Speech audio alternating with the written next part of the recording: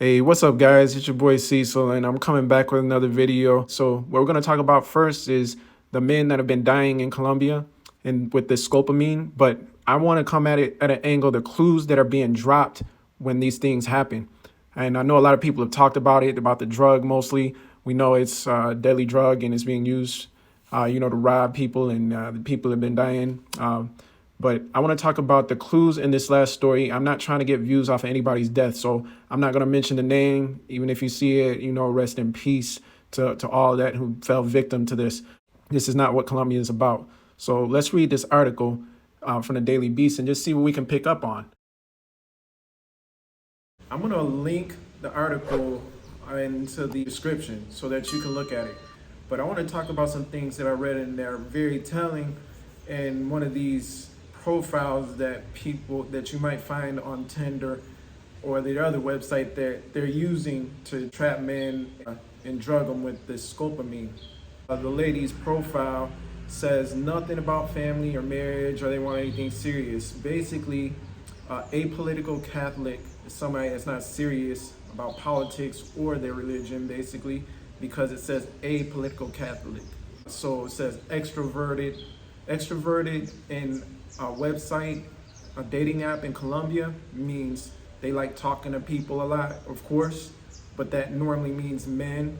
So that's not a good thing that you want to see in a profile, extroverted, because there's a lot more things you can describe yourself without saying extroverted.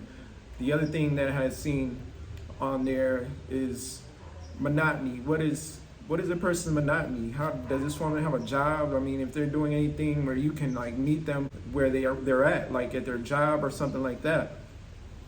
Too many guys are falling for okie doke, meeting them at night, going out for drinks. It's not a good thing to do.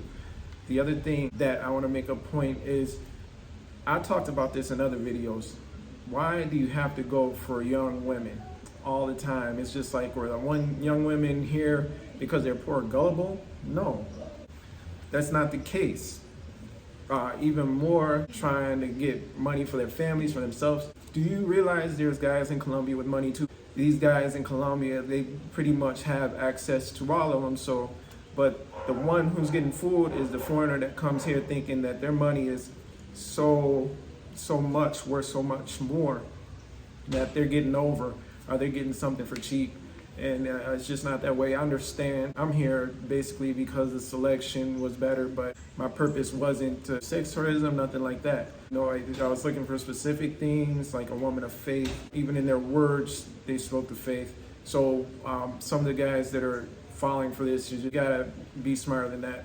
Other clues seen in this story was that she was young, 24, with dyed red hair. It's something rebellious. You'll see women do it and they just color their hair red, but then when you're meeting on Tinder and stuff like that, and you're trying to, it's something that they can also change really quick, to change who knows them or whatever like that.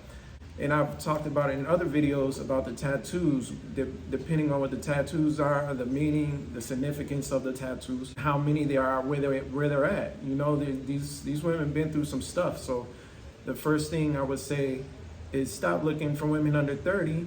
You know, if you want to do the normal, you just have to go to a club. You just have to go out at night. You just have to have a drink. Just be aware. Something else you need to know. If you come up missing, more than likely you're not coming back, because it's 72 hours before you can be reported as missing in Colombia. So that's one thing you need to think about, is also that if you come to Colombia, you might not be leaving here, and unless you have somebody, or you do a GoFundMe, $15,000 to bring his body back. That's not including the funeral costs. That's not including a lot of different things. Even if you get buried in Colombia, it's still gonna be it's expensive unless you get cremated. So just think about that. You might not be coming back. It says in this story that the woman told him to pay by credit card when he had a bunch of money, when he was ready to pay for the meal. And that's another clue. They always want a credit card because they know where to go to use them, where they're not going to check for ID. They swipe the card and then basically buy what they want. Never let them know you have a credit card. If you can, don't bring one. The cash that you have might be something they'll want, you still try to drug you, but not like a card or credit card. The scopolamine is to control your mind, give them as much information as possible to take your money. Normally, we have a lot more money in our credit cards than we do in cash. This drug also goes by the name Devil's Breath. Seems like a fitting name. It's one of the most powerful, deadly drugs in the world. It's not the intention of every woman to kill the guy, but in some of the cases it does happen. There was an interesting stat that I read that said the U.S. Overseas Security Advisory Council said there's over 50,000 cases of scopolamine poisoning in Colombia. And I think that's probably this year. That just means that it's not only tourists. This is something that goes on in Colombia a lot with other guys and Colombians that are rich, have money and stuff. So it says you can be unconscious for 24 hours. So how are you gonna remember what happened in 24 hours? It's just crazy.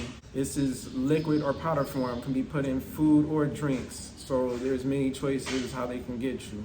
In Medellin, it says, this article, which you can read in the link, says there's 190 cases in Medellin in 2022. 27 people from out of the country, extranjeros, gringos, died from homicide in Colombia this year.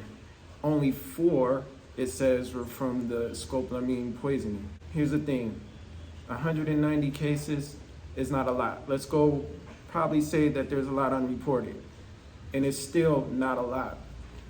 If you move right, still come to Colombia, you're gonna be fine. The other thing that I wanna say is, I'm from Las Vegas, and I looked up some stats just to have a comparison. Clark County in Las Vegas is about 2.3 million people. Medellin is about 2.5 million people. Vegas has over 40 million visitors per year.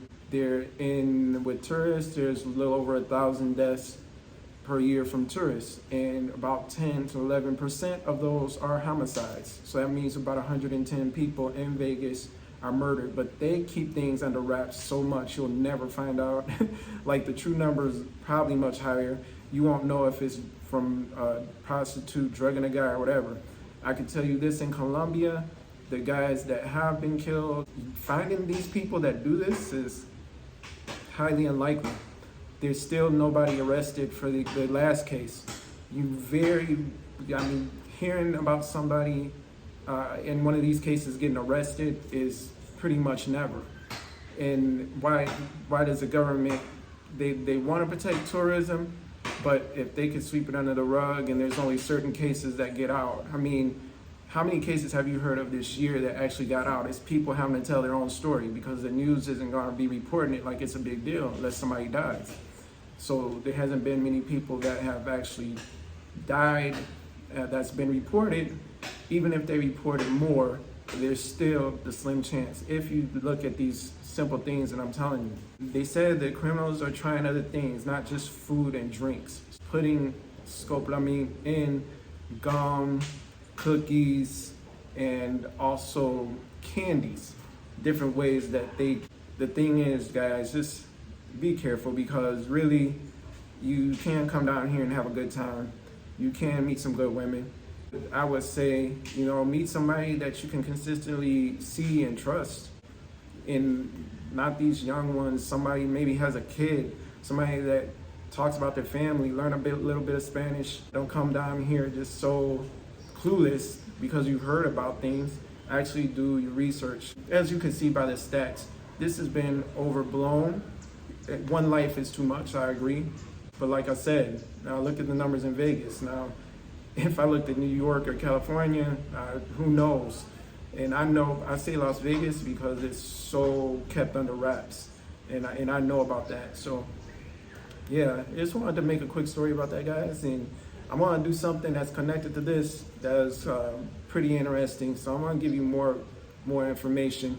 If you do die in Colombia, what could happen and what you need to know. All right, take care.